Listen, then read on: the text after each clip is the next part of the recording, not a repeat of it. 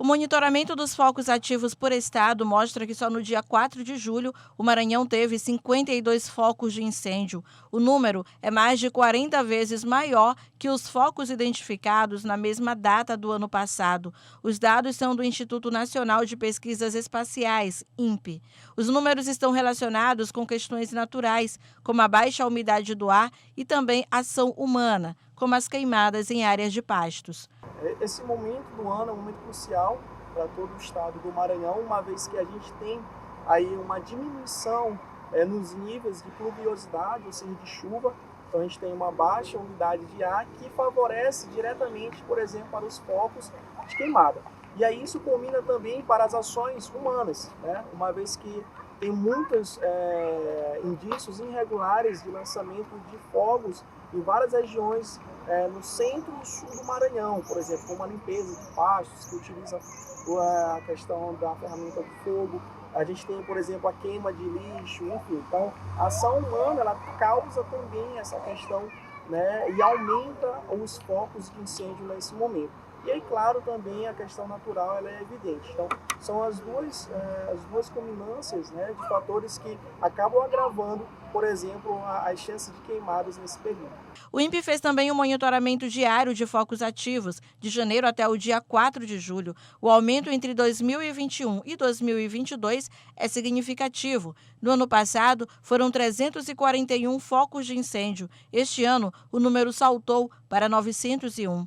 No segundo semestre do ano, aqui no Maranhão, a atenção precisa ser redobrada. É que com a redução das chuvas, aumenta o número de focos de incêndio. O cuidado é para que esses focos não se transformem em uma queimada florestal, especialmente nas cidades que ficam em região de cerrado, como Mirador, por exemplo, que tem alta incidência de queimadas e incêndios florestais.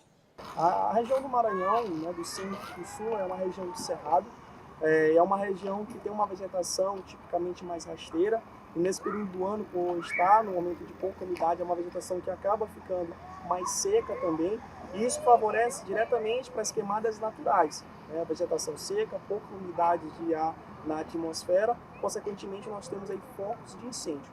E aí a junção desse fator natural com o fator humano, né, com as queimadas irregulares, às vezes até, por exemplo, uma bituca de cigarro que é lançada numa estrada, que pode ocasionar, por exemplo, um incêndio, combina diretamente para as queimadas e agrava cada vez mais o bioma dessa região, que é o bioma do Cerrado. O Corpo de Bombeiros e Secretaria de Meio Ambiente fazem também o monitoramento e ações educacionais preventivas para combate às queimadas. Isso é feito a partir do programa Maranhão Sem Queimadas, que este ano começou no final de junho. A mesma realiza diariamente o monitoramento dos focos de queimadas e incêndios florestais no estado do Maranhão. Se fizermos um comparativo entre o ano de 2021 e o ano de 2022, nós tivemos uma redução desses focos. Cabe destacar que nós temos, principalmente nesse período onde nós observamos os maiores números de queimadas, nós temos uma ação conjunta com o Corpo de Bombeiros e com os municípios para que nós possamos adotar e desenvolver estratégias para que, de certa forma, nós consigamos reduzir o número dos focos de queimadas e incêndios no nosso estado. Ambientalistas lembram que as ações deveriam acontecer antes da chegada do período de maior incidência dos focos. É importantíssimo que haja prevenção, né, dos focos de incêndio. Então, o poder público, juntamente com a sociedade civil, precisa agir com antecedência antes desse período, que é um período de seca, para que a gente possa, por exemplo, evitar o maior número possível de focos de incêndio e de queimadas na região, uma vez que, quando isso acontece, a gente tem uma série de problemáticas, né, como a liberação de dióxido de carbono na atmosfera, um aumento de temperatura nessas regiões, o empobrecimento do solo e outros fatores, por exemplo, que culminam, por exemplo, na saúde humana, né, com a questão da respiração, etc. Então, é importantíssimo que haja uma prevenção tanto dos órgãos competentes, como o Corpo de Bombeiro, Defesa Civil, as secretarias de meio ambiente dos municípios e do estado, para que possa remediar e, sobretudo, solucionar, né, o máximo possível essas questões de queimadas e focos de queimadas.